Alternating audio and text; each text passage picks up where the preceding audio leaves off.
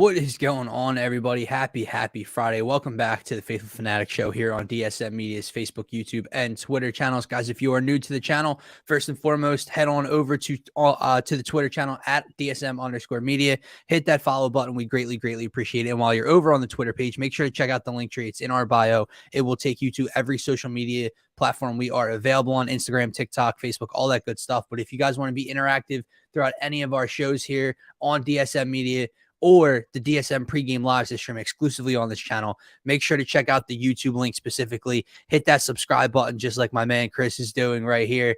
It is the best spot to get your thoughts, comments, and questions pulled up on the screen here with your host like so. I am one half of your host today, Dylan Davis. You can find me on Twitter at DylanJD98. To my right, my faithful co-host Scotty. You can find him on Twitter as well at Scotty Drown. And as always, the Phaithful Fanatics Show and DSM Media are proudly brought to you by our friends over at Manscaped. Guys, use promo code DSM at checkout for 20% off your total order plus free shipping. Again, it's promo code DSM at checkout for 20% off your total order and free shipping. Your balls will certainly thank you.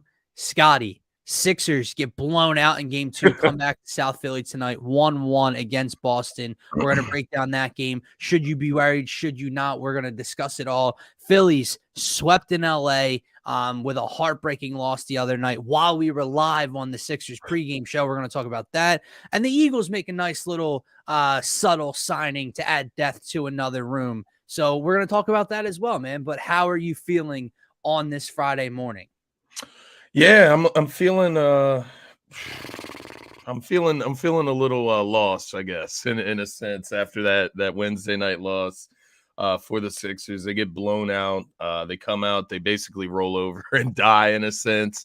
And there's a lot of people flipping out on Twitter, and I get it. There's a cause for concern, but to say like the season's over or that they have no chance at this, I mean, that's ridiculous. They split the series in Boston. So tonight, I'm feeling a little nervous, maybe a little optimistic as well, given that they're returning home to the Wells Fargo Center. I expect a packed house. I expect a madhouse down there for Cinco de Mayo today. Nuts. Happy Cinco de Mayo, by the way, everybody. Yeah, man. Flying under the radar. Yeah, man. It's under the radar because of the Sixers' first home playoff game against Boston. But no, I think like Brett said in the comments, you see the Lakers get blown out last night. That kind of gives you a little bit better of a feeling of, okay, the world's not over. Like this does happen in the playoffs from game to game. Mama Eagle Key, she put out a tweet you sent to me, just kind of highlighting what transpired in that series where the Sixers lost to the Raptors before the Raptors won their championship with Kawhi. That was an up and down series. It was probably 4 or 5 blowouts. We lost by 36 in one game and then turned around. People don't remember that. You know what I mean? And so like just to bring it back down to earth, it's one game, right? They were down by 36 at one point. It's demoralizing. It's one game in Boston on the road. It's their first playoff loss. Try not to overreact, right? That's where I'm at right now. I would say this. Did the Sixers lose the momentum that they had post game 1? Yeah, when you get your ass handed to you in that fashion, it's demoralizing, as you said. The energy gets sucked out of the room for a couple hours for the time being. Yeah. However, are the Celtics in the driver's seat? No. Right. The Celtics lost home court. Now, do the Sixers need to defend home court? Are you worried about their chance of defending home court? That's all valid, and we can discuss why you should be worried or why not. But the Celtics lost home court. The Sixers ultimately did their job up in Boston by taking 1 of 2. Did it happen in the order that we expected it to? Did it happen with the group of players on the floor that we expected it to? No, but regardless of how they get the job done, and that's why I loved James Harden's comments after game 2. He talks about staying even keeled all the time, and he brought that back up after this loss, and he essentially said, look, we won 1 by 4, we lost 1 by whatever, we lost 1 by 30, right? Yeah. They all count the same in the win-loss column. It is 1-1. It don't matter how bad you get blown out, and to Brett's point, yes, this is the thing. It's now 16. With the Lakers last night, it is now 16 teams or 16 games in a row. Yeah. Where the home team loses game 1, they bounce back and win game 2. And obviously in the last two games with the Sixers and the Lakers, it's in big fashion. And I would love to go back and know the numbers in other series as well as to what those scores were in game 2 when the home team bounces back. But like, I just think you need to stay patient. You need to stay relaxed. And Adam, what's going on, my man? Look at it this way from Sixers and Celtics perspective, right? If you want to give credit to the Celtics for getting that game 2 win, winning by 36, whatever, right? The Sixers, like you said, did their job of splitting the road games to start the series. But Yeah. to make it more clear, right? It's not that the Sixers now have an advantage. If they win game 2, they have the advantage. Right. You won game 1, you took away Boston's advantage. Exactly. Now it's 3 games at home for the Sixers, and now Boston, they Right. already won. It is now a 5-game series. You get 2 It is more now a games at home. 5-game series in which you have home court advantage too.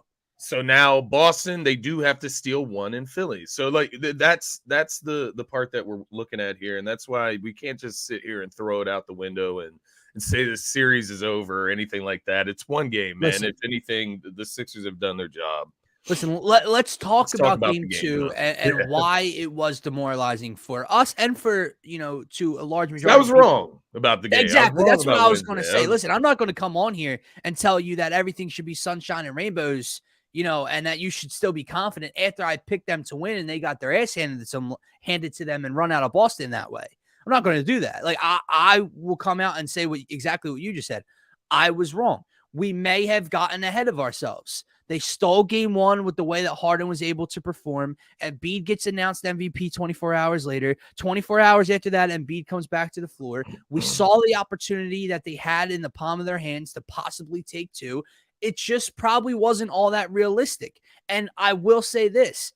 In hindsight, it is a humongous thing that Joel Embiid did, in fact, play in game 2. I just personally got ahead of myself with what his impact could be and his level of play could be.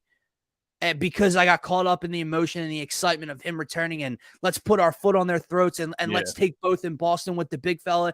And you saw it. Did he help out defensively? Well, 100%. I mean, 5 blocks in the first half with some of the, caliber of blocks that he had. Jaylen Brown getting met at the rim, some chase down blocks off the glass. Like, it was incredible. But offensively, he wasn't into his rhythm. He was definitely fatigued. He was definitely winded. You saw early on in the second half, he's hunched over 2 minutes into the half. He's grabbing at his shorts, grabbing at the brace. He was winded, man, and rightfully so. He hasn't played in 2 weeks. But the important thing about getting that bad Joel action out of the way is this would have been tonight. If he doesn't play Tuesday or Wednesday and knock that rust off, this is tonight's game. And now you're 1-1, still needing him to knock that rust off, still needing him to find his rhythm back in this team, get his legs under him. You got that out of the way. Granted, it looked horrible and you got beat by, 30. Yeah. But now you get to come home still with the series and evened. He's going to raise the MVP trophy tonight. And hopefully he's a little more settled into what this team wants to do. Yeah, exactly. That's what you're hoping. That was the one positive that you take from this game is that Embiid got some run and he got his legs under him. Hopefully, Doc said he responded well to game 2 and his knee wasn't acting up too bad afterwards. I think you look at this game and the first thing I look at is the 3-point differential, right? And it's something that we talked about going into this game. And Boston, they shoot 20 for 51 from the 3-point line. The Sixers, on the other hand, 6 for 30. So 14. I mean, that's the story, 14 right? More there, made right? 3-pointers, 21 more 3-point attempts. And not to cut you off, but I don't know if you picked it up at halftime when they're breaking down the game on TNT. Charles Barkley's takeaway when asked by Ernie Johnson when it was 8 of 22 for Boston and 1 of 13 for Philly from deep. He said Boston is missing too many open threes was his takeaway. And those are the numbers, Chuck. What the hell are you talking about? Sure. Like, fine, sure. But yeah, that is the difference in this game ultimately. And I would say that would be my main concern taking away from this game is that while you get Joel Embiid back, he protects the paint. He does have that defensive effect. It just forces him to be more reliant on the three, which I don't know if that's a good or a bad thing when you're playing Boston. It's like in game one, they were just more willing to go into the rack, go in, get easy layups and dunks. So they were trading twos, and we were able to hit more threes than them in that game. But I think another thing that I'll highlight here, let me be clear. I don't want to like just hover over Embiid. I just don't want to pick on him either. I think you covered him well. I think you hit the nail on the head. I don't with think there's Embiid. much to pick on, man. I think we ourselves expected too much coming back from a grade 2 LCL tear with a big ass brace on his knee. Exactly. And not playing for 2 weeks. I expected too much faith in him, man. Yeah. And so in the Denver fans, I get your point when we were discussing this on Sixers pregame, or maybe it was they're pretty nauseating, aren't they? Yeah, they're nauseating, man. It's disgusting. I take back what I said. I gotta hit mute. I hit mute every single time, man, on Twitter. But I think what else was highlighted in this game, and mind you, there's several failures on the Sixers' part. Yep. But I'm looking directly at that 6-man matchup and how we talked about DeAnthony Melton being the X factor. Yep. D-Melt, 2 points. He's a completely opposite of what he was in game one. Then you have Malcolm Brogdon on the other end, who has 23 points. It's 6 threes in this game. That is going to be an X factor in this series, whether Embiid is in the situation or not. That is going to be an X factor in this series, and that's the difference, right? 21-point differential there, and 6 more made threes between those two guys. Harden. 2 for 14, so he gets 14 shots. My problem with Harden wasn't really the 2. Obviously, I don't want to see him go 2 for 14. Right. Yeah, okay, yeah. I'm glad Brett pointed this out. He caught me there because what the hell? Like, he was wide open in the corner, and Melton was way too sporadic, man. It's not even just the threes. If you noticed I don't know, like he would get into the paint going 100 miles, like just not his game. That's not Anthony Melton's game at all. And he'd get into the paint and like jump stop and throw up a little push floater from over traffic. And I'm like, and it would hit like the back of the rim and go I'm like, this is not D-Melton's game. I don't know why I'm seeing this on the offense. PJ Tucker passed up an open corner 3 to try a reverse layup on Robert Williams. Never need to see it again. George Niang, I saw Brett's comment. We're going to get to him in a couple minutes. Don't need to see it again. Jalen McDaniels has been atrocious in 2 playoff games. It might be Daniel House time. We're going to get to all that, man. We really are. I didn't mean to cut you off, but I wanted to find this one, this comment right here. Before we talk about more players and what they need to do better, this is the bottom line, right? This is why the Sixers lost the game, okay? The 3-point differential, as you mentioned, and then the energy in the building and the want, right? Mm-hmm. Boston also did a much better job of staying in front, played with their hair on fire. The Sixers didn't match Boston's energy. Nope. They didn't match their desperation. And they didn't have to. They already did their job, like we said, but this is why they got beat in the fashion they did. Yeah. Boston played like a desperate home team. Yeah. That was down 0-1 and could not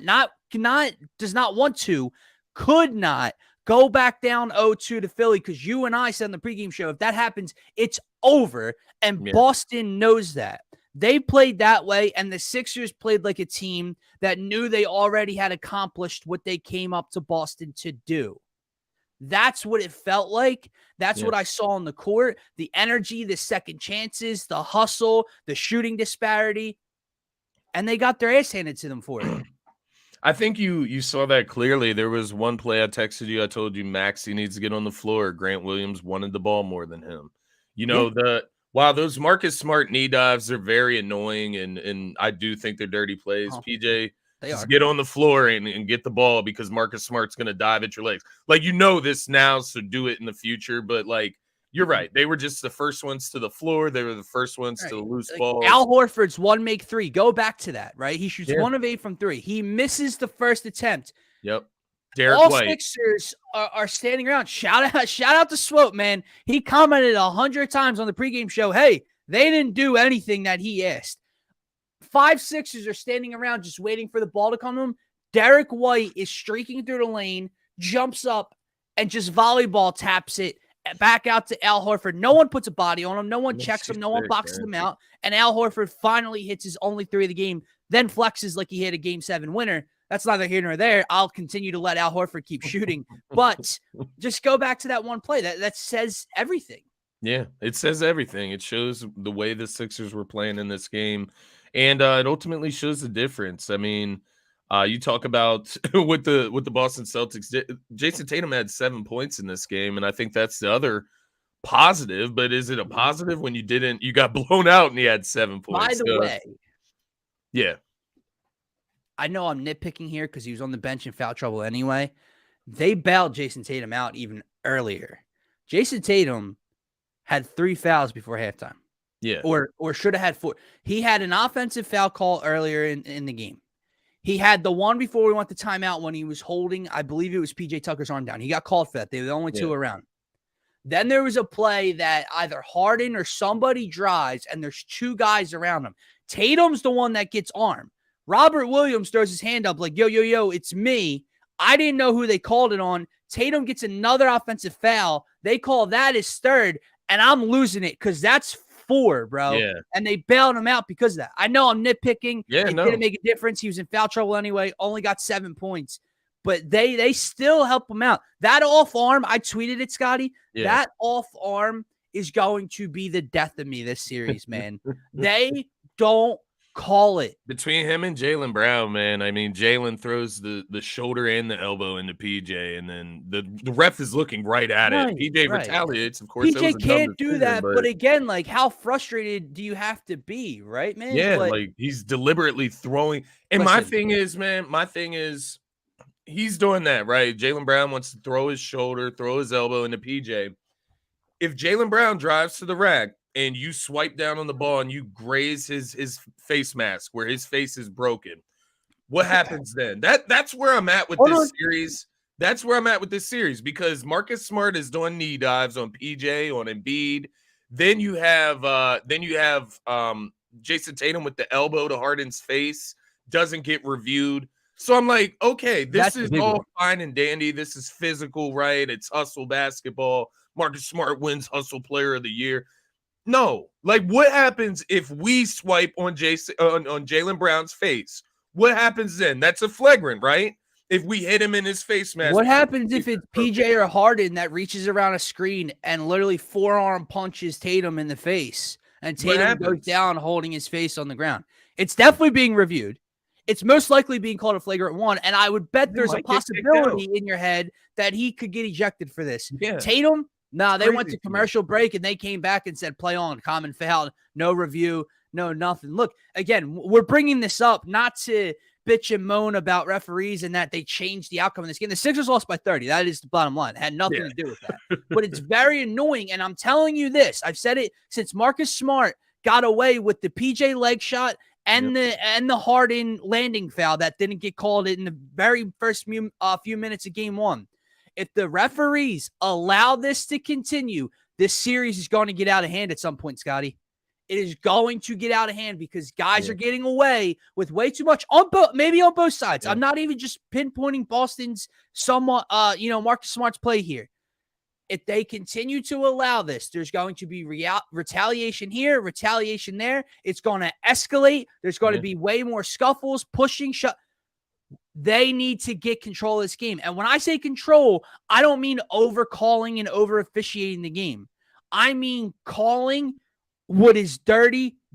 Stop praising it for hustle, man. Yeah.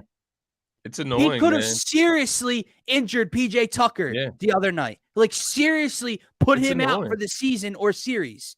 It's annoying, man. But he got praised for a hustle play. Most annoying player in the NBA. You want me to feel bad and had the ice pack on the shoulder after the game because Joel Embiid landed on you and got called for a foul. Where even the announcer said, the first time Reggie Miller said anything smart in the first 2 games, where is Joel Embiid supposed to land? The ball is 2 feet in front of him. It's a loose ball. He's going to dive for it. And Marcus Smart just decides to jump and lay right behind Joel's legs where he's going to go for the ball. But it's hustle. It's ridiculous, man.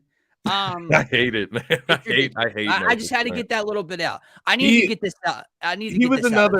he was another annoying player where like in these like he just hit key shots throughout this game Right, that made you which think like will this is not not our continue. game. Like, I promise you, Sixer fans, The fadeaway, will not continue. he hit like a Kobe Bryant Oh, I know. fadeaway mid-range I jumper know. before half, and I'm just like, okay, He Marcus big Smart, boyed like somebody down green-haired low to Marcus start the Smart. second half. It might have been Harden, right? Physical play, pull up, little floater, and then he did the little That was D-Melt. the Yeah, little that was backpack D-Melt. flex, right? Like you, not him, So bro. Like, annoying. not him, right? It's like Tobias didn't do that when he crumbled your chest. You know what I mean? Like that's the difference in this series right now. They just do all this. That is another thing that's annoying showboating, me, man. bro. Listen, whether he's actually, he's injured, right? He was brought up on the injury report as questionable, chest contusion. They were talking about it last night, and they show the replay of the Tobias, forearm and Reggie Miller's like, "There's the shot to the chest." Shot to the chest. First of all, it wasn't a foul. Like, it wasn't called a foul. It wasn't an offensive foul, whatever. And like, that's a shot to the chest. Whatever, do it again. You know what Chris, I mean? Like that's Chris where got I'm the at. Sixers winning You tonight. gotta play physical, man. Yeah, You gotta play Chris has physical. the Sixers winning tonight, man. We'll be live around 6:30 on the pregame show together. So tune in for that one. Chris, love the profile pick. Go Philadelphia Bulldogs. But this one, Scotty, this one. Yeah. This is kind of the point. I want to turn the conversation into what can the Sixers change moving forward. Yeah. Okay. I'm looking at the bench. You brought up Harden's poor shooting night. Got it. D'Anthony Melton specifically, got it. Right? Like he needed to play much, much better than he did. Maxey wasn't really there. Right. We know all of this. The list goes right? on and on. Nobody was there. However, when I'm looking at this bench, I'm getting to a point where like your margin of error, your room for mistakes is very short. That leash is very short for me in a series with Boston where it's now 1-1. And if George Niang is going to do this, if Jalen McDaniels is going to look like a lost puppy out on the floor like he has the first two games, Doc has to make adjustments. I like George Niang, man. I love his fire, his energy, his shit talking. He can make big shot after big shot at times. The fact that I have seen George Niang attempt to put the ball on the floor more times and create off the dribble more times than he is shooting an open three in 2 games is nauseating. Like, we all know the one where at the end of the shot clock, he hesitated, didn't shoot it, then put the ball on the floor, tried to raise up, got blocked the other way. They hit a 3. Like that whole shift right there was ugly to watch. But he's hesitated at other times as well. He's tried to dribble drive into the lane and go up over traffic. That needs to stop. Jalen McDaniels, he's bringing nothing at offensively. He missed the only 3 he's taken so far. I think he's missed a putback layup as well. He's getting cooked defensively. That athleticism is not helping at all like it was in the regular season. He looks lost. So my question kind of is, like, at what point is you have to give Daniel House a run here? He's long enough. He can shoot the 3 enough. He's athletic enough to try to stay with these guys. At what point, he's smaller, you're going to lose some size. At what point does Shake Milton get run if you need offense off the bench, which my thoughts on this. Like this goes back to same movie every year, right? Shake's back in the rotation because we can't get anything going offensively off the bench. But you're borderline desperate at this point. Do you allow Niang and McDaniels to play tonight and give them one more opportunity to stay in this series? I would lean McDaniels over Niang. I don't think I'm letting Niang touch the floor right now. Just when you look at it from the outside looking in, it doesn't make sense for Niang to play in this series. Like he doesn't fit in the schematics of what could be good against the Boston Celtics, a good lineup, right? And that's why I'm so confused why Doc is like clinging to him in the rotation so hard, because the clear answer for George Niang right now is Daniel House Jr. Like you talk about Brett's comment right here, right? Don't know why so many guys are double clutching, pump faking, and for open threes. It's because they're lacking confidence. Like for some reason, I don't know why. I can't tell you why they're doing too this. big. but you're pump faking a don't know. wide open three because you don't want to shoot it because you're lacking confidence. Right. So you got to put a guy in there that does not lack confidence, and that is Daniel House Jr. We know he's not scared. Oh, And if no he way. comes in and he misses 4 threes in a row, yeah, you take him out, right? Like, we got to give another guy an opportunity. And if you wanted to go Shake over Jalen McDaniels, I'm not going to argue with you about that. We at least know with Shake Milton, you might get a Right. 10-point outbreak from him, right? So, like, he is offensive minded. He is going to attack the paint. He is going to get try to get guys open. So when you look at it from that perspective, you got to try different things. Do I think Doc will ultimately go away from these guys after one game? You know, given they won game one, but then lost game two, I don't think that he's going to go away from them that hard.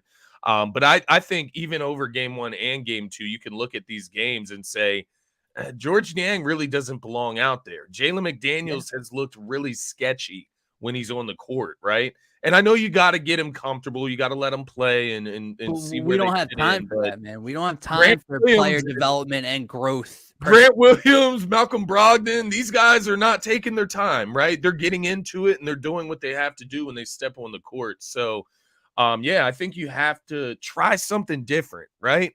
Try something different. If George Niang is not shooting threes, as you guys have pointed to, he can't be on the court. It makes zero sense. No, so I think you have to make that adjustment, man. I 100% agree. And, it's weird because you don't know how guys are going to react when they get put in this spot and when they're in this moment, because you look at George, we just mentioned, Daniel House won't lack confidence and he'll shoot it. Well, 5 days ago, we would have said the same thing about George Niang. George Niang has never seen a shot he don't like. For whatever reason, he hasn't pulled the trigger through 2 games. I don't know if you need to get him back in front of this home crowd tonight, if you give him one more opportunity, and the first time he hesitates, he's out.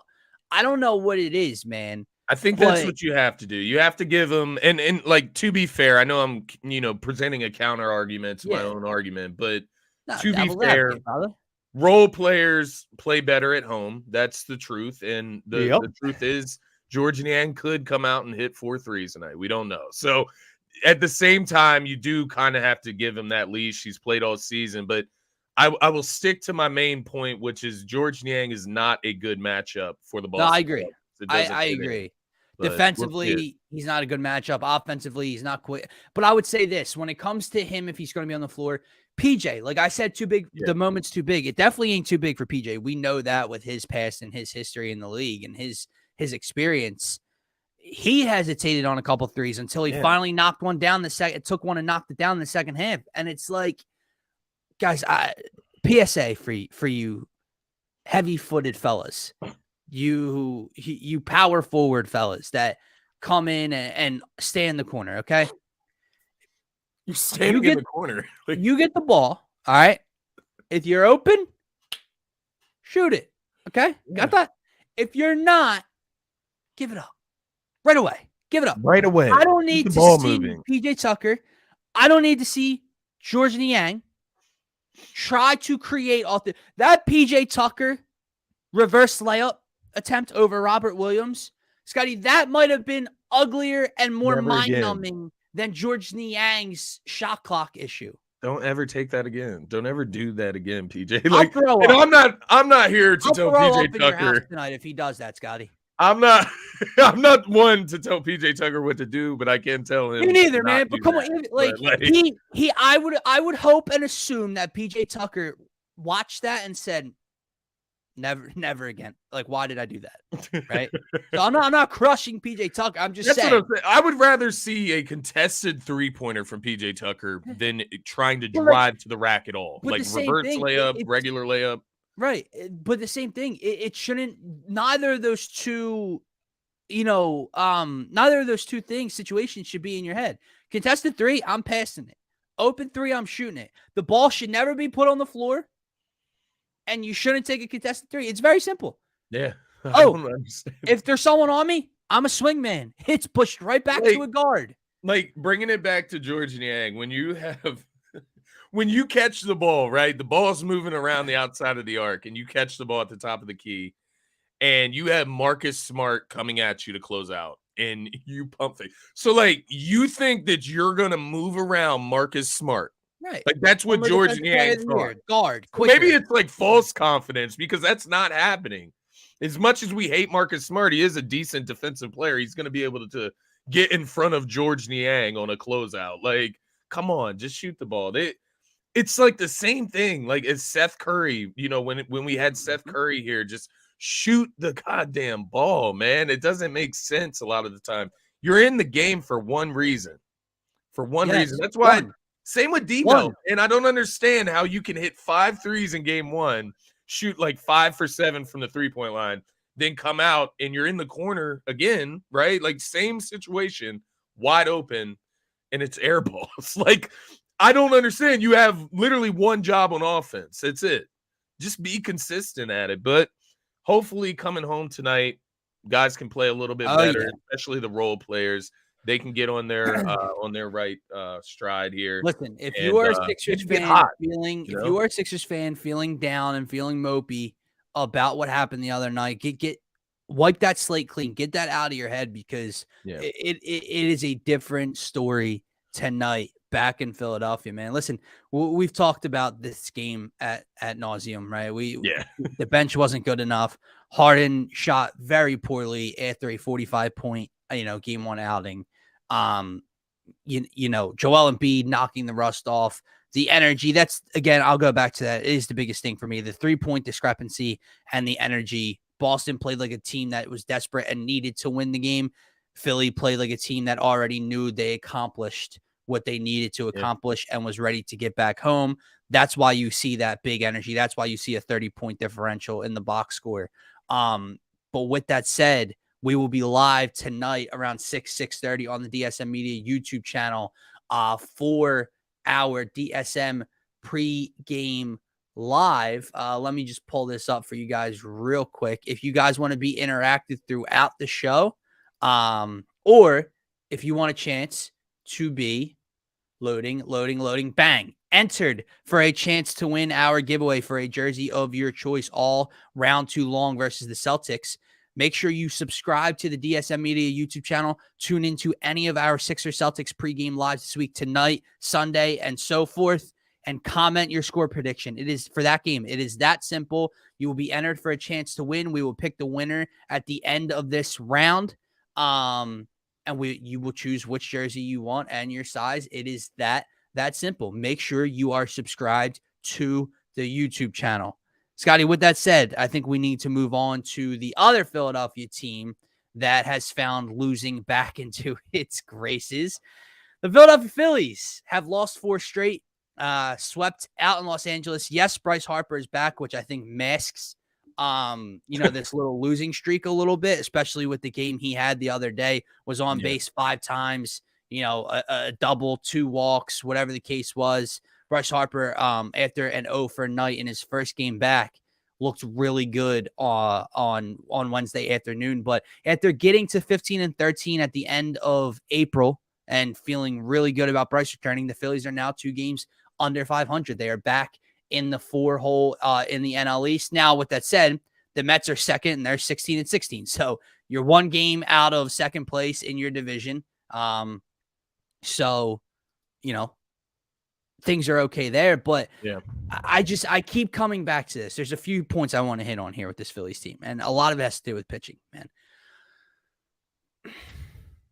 I want to talk to you about Aaron Nola again, because it's too common now. It is too consistent on a team filled with inconsistency this far through a season. There's been one consistent, and that is Aaron Nola has not done his job. You want to talk to me about the 8-inning outing against the Houston Astros in that win?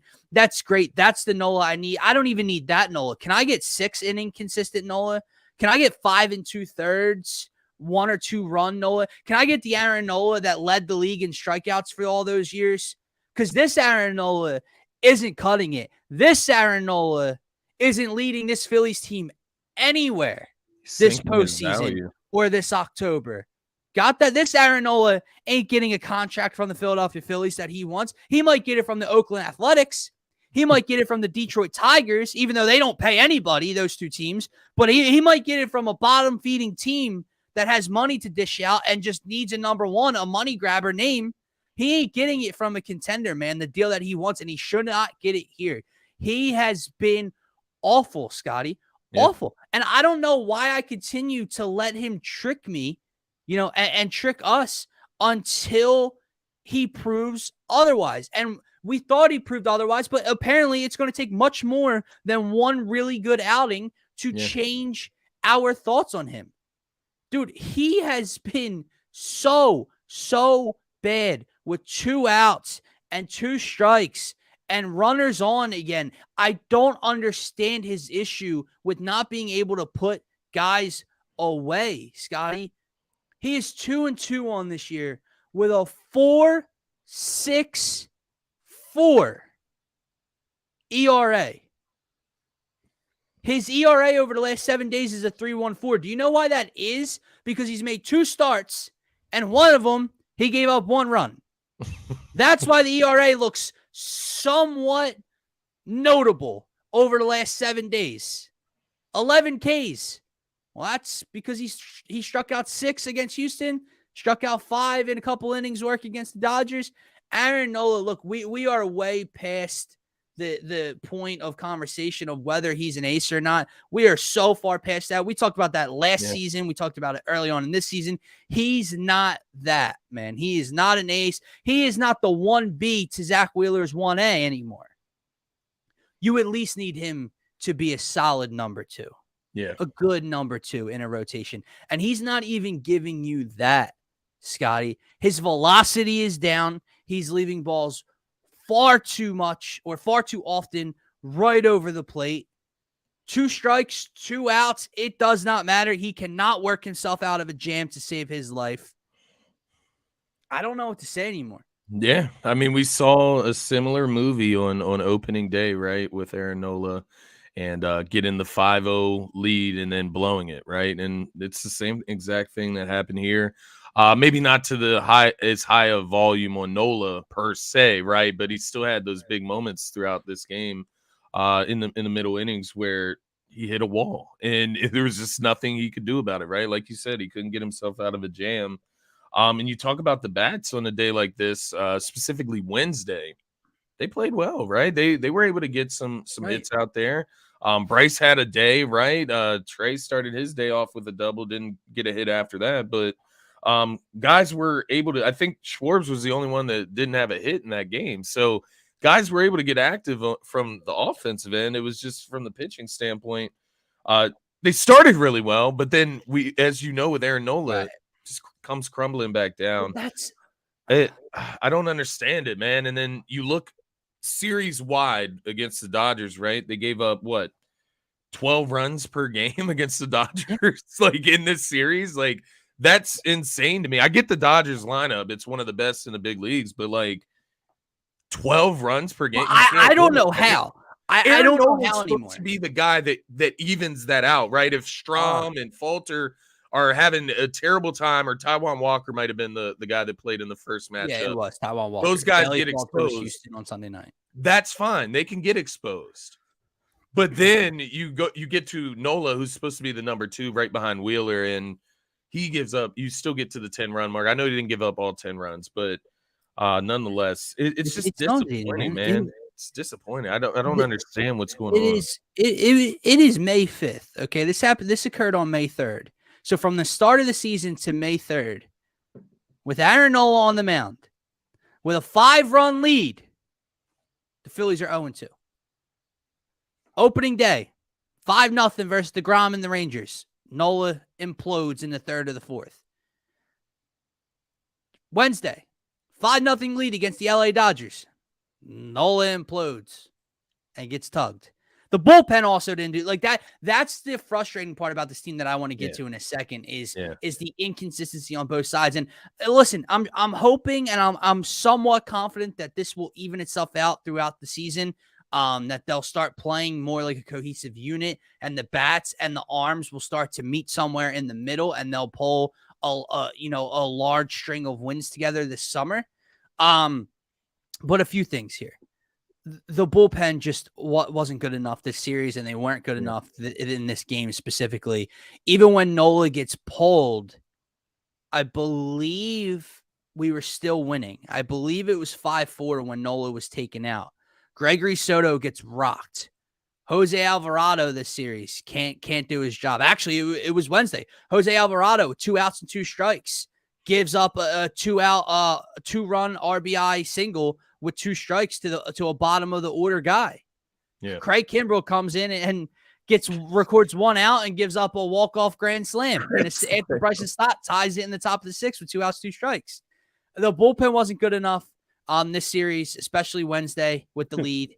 For the first time in a while, Nola definitely not good enough, but that's the nauseating point. That's the frustrating point is why you can't get it consistently. The bullpen's lights out when the bats aren't getting it going. Right? Like when, against you, like if you win this game on Wednesday, you're 3-3 on this road trip in Houston and in LA. That's perfectly fine. That is beautiful. And it's disappointing also because what this was this a bullpen game for the Dodgers? Was that Gonsolin? Yeah, basically. So like you have your second. No. Sorry, Gonsolin wasn't Gonsolin. It was Stone. The kid. Yeah, making his debut. Yeah, pitched 4 innings. I mean, so like, I don't understand. Man. I don't understand. Right. This is the game you're supposed to come away with. This was supposed to be all Phillies, man. And I want to get back to your point. Like, this has nothing to do with the Phillies, but you mentioned the Dodgers having a great lineup, and they somehow do, and that's the frustrating part when I watch the Phillies get shelled by them. I don't understand it. How they can do that. This is not the Dodgers lineup of 2 years ago, of 3 years ago. The world, like, this is not it. Like, you have Mookie and Freddie at the top of the lineup. That is maybe the best 1-2 punch in the league. It is right up there. Max Muncy, dangerous hitter. Will Smith obviously took us deep. Excuse me. Good hitter. Chris Taylor, even though his average is low, utility guy. I like a Chris Taylor, right? Scotty, when you're talking after that, you are talking, again, who's having a better, kind of a bounce back year, but what feels like a 100-year-old Jason Hayward, who was almost run out of the league and has revived himself a little bit. He's still not hitting incredibly well in LA, but you have Jason Hayward in the middle of this lineup. And then you get to guys like this, okay? Their catcher, Austin Barnes, who hit Alvarado for the 2 RBI single. Take the lead, was hitting 0.84. You have Miguel Rojas, who is barely hitting 200. You have Peralta, who's barely hitting 200. You have the young guys like there's There's Outman and Vargas, who maybe this is just my fault. Couldn't tell you anything about them. Don't think they're roping the laces off the ball so far this season. I'm being serious. You have Betts, Freeman, Muncy, Smith. Your 5 through 9 should not be able to compete with the Phillies. I mean that. Like, it's the Dodgers, and we take the namesake for what it is, and we think of them as the big bad Dodgers, and they're still winning ball games somehow, and the culture and everything, the winning that comes with that organization seems so daunting. The Dodgers lineup can't hold a light to the Phillies lineup. Shouldn't be able to. Yeah. And they scored almost 40 runs in 3 games. It's insane, man. Okay. That's and the frustrating part. You get the Red Sox tonight. Why? When the bullpen is lights out, when the bullpen hasn't allowed a run in like 35 innings, you lose some games because the bats can't get anything going. The bats are no hit through 7. The bats, score 2 runs and we lose 3-2, right? Because of a Bailey Falter start. But when the bats get a 5-0 lead, when Bryce Harper returns, when Trey Turner hits a home run, when this happens, the starter and the bullpen implode.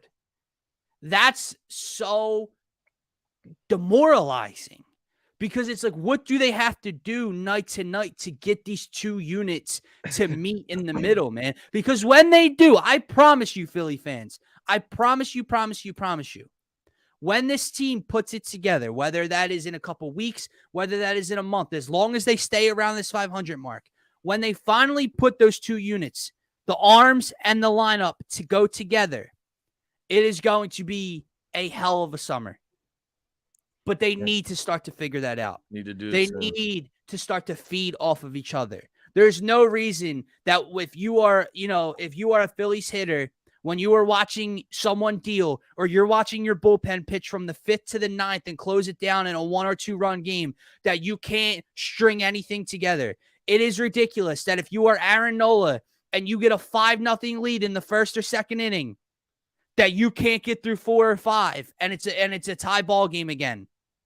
They need to start to put it together, Scotty. When they do, we're going to have a lot of fun on this show. But until then, we're going to have a lot of inconsistent baseball. We're going to have a 3-game winning streak. We're going to have a 4-game losing streak. We're going to win a series. We're going to lose 2 series. And that is not winning baseball. That is not a World Series-esque team.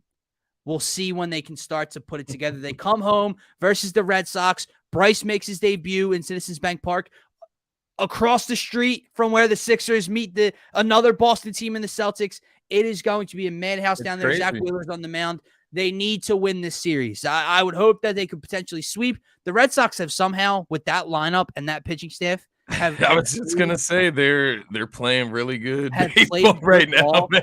Scotty, that's another You team. look at they've won 6 in a row, so they are 19-14. Hold on, I need won 6 in a row. I want to get your thoughts on Dan Arnold in 1 second. I need to look at this. Okay, where is this lineup? Okay, Connor Wong, Tristan Casas. But look what they're getting out of it. Emmanuel Valdez. Devers is a hell of a ball player. Justin Turner, obviously coming over from the Dodgers, can hit a little bit. Masataka Yoshida, he went yard yesterday. He's been okay. They're without Verdugo. He's on the designated list.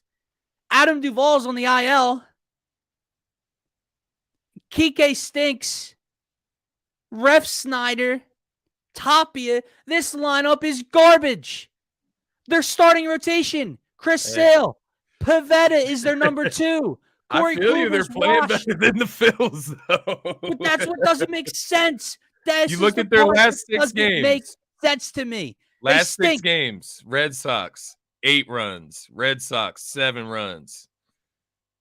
Against the Blue Jays, Red Sox 6 runs, Red Sox 7 runs, Red Sox 8 runs, Red Sox 11 runs. That's nauseating. They're putting up runs, so that's where I'm at. I'm just like, man.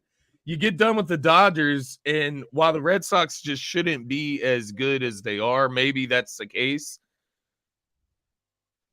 The Phillies have allowed other teams that shouldn't be that way to be that way this season, and that's my worry in this series. That's now. They need to come home and they need to take care of turn it on, though. You're supposed to be better than this team. You got to turn it on at some point. We'll be looking forward to it tonight, man. But before we wrap up, last minute or so here.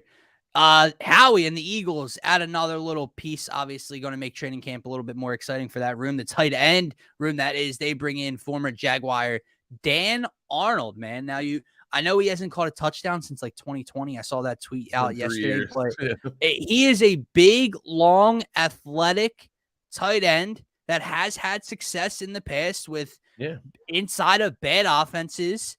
Obviously, when you look at this room, Goddard's your tight end number 1. We know that, top 5 talent across the league. But then you get into other guys. You have Tyree Jackson, young tight end, who they've been looking forward to, but can't stay healthy. Jack Stoll, more of a blocking tight end. Grant Calcaterra. When you look at this room, man, what do you make of it? Is this tight end 2? Is this a battle in training camp? What do you make of the Dan Arnold 1-year signing? It just creates more competition. I think he has potential to be tight end 2, just with his experience and the catching ability. The athleticism, I think, is what could make him stand out versus a guy like Jack Stoll. Experience could make him stand out against guys like Calcaterra and Tyree Jackson. So I think there's a chance he could get that second tight end spot. You saw him last year, tight end number 2 for Jacksonville behind Evan Ingram, who had a crazy season, honestly. Yeah. Evan Ingram played really well in Jacksonville. 9 receptions, 135 yards, 15 yards per catch is the key there for me, though. He gets big chunks when he does have the seldom catches that he has. But like I said, I think it just creates competition within that tight end group. You look at his best season. It was 3 years ago in 2020 for the Cardinals. He had 31 receptions, 438 yards, 4 touchdowns. We know the Eagles like to go in 2 tight end sets, so it could be interesting. I think the one caveat to this and him becoming tight end 2, for me, Could be Grant Calcaterra. There's just something about him. I know he was regarded as more of a receiving option coming out of college. I think that's why I lean that way, just to see if he could give you another option on offense. But I would even Dan Arnold brings the experience at least. I would even argue that there's a case to be made that they're going to carry 3 tight ends. They do it every year. Absolutely. So there's a case to be made that he's tight end 3, right? You have Goddard as 1. They like the idea of having their other tight end be more of a blocking tight end. Jack Stoll fits that description. And then you have kind of a utility guy in Dan Arnold, who is a big body, athletic, pass catching tight end, that if you want to run 2 tight end inside the 10, right, inside the red zone with next to Goddard, you can do that. If not, you have Jack Stoll for blocking duties, right? So it'll be interesting. I want to say he makes the team. I know there's a lot of people that are like, oh, he's 4th on their depth chart right now. We'll see. I think he makes the team. But guys, that is going to wrap up this edition of the Faithful Fanatic Show. We'll be back with you Monday morning at 8 a.m. live here on the DSM Media YouTube, Facebook, and Twitter channels. But we will also be live tonight specifically on the DSM Media YouTube channel. So if you guys, one more shout out for this. If you guys want to be entered for a chance to win our giveaway, subscribe to the channel, tune into any Sixers Celtics pregame live this week, including tonight's at 6 or 6:30, and drop your score prediction for this game for a chance to be entered for a jersey of your choice. Also, make sure to check out our friends over at Manscaped. Use promo code DSM at checkout for 20% off. Again, that is promo code DSM at checkout for 20% off your entire order, plus free shipping. For myself, for Scotty, for DSM Media, have a great rest of your Friday. Debo Samuel's a bitch. It's like... and Philadelphia has it.